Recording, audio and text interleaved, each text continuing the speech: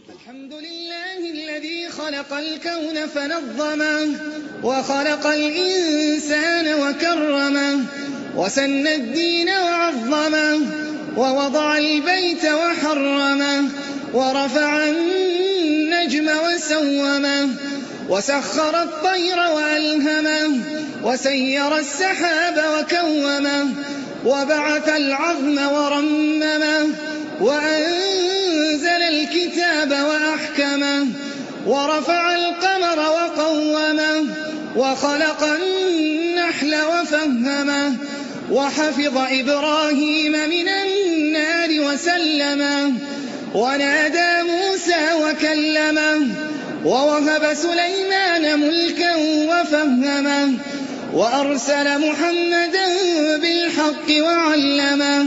سبحانه ما أعلى مكانه وأعظمه، وما أكثر جوده وأكرمه، وأعز سلطانه وأقدمه، وما أعظم لطفه وأرحمه.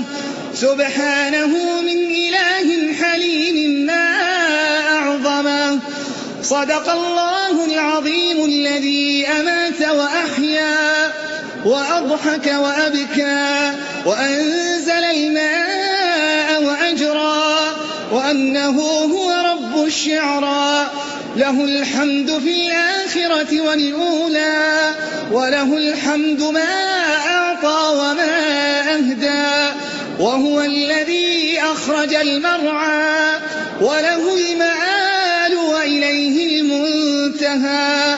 وعد المؤمنين المتقين جنة المأوى.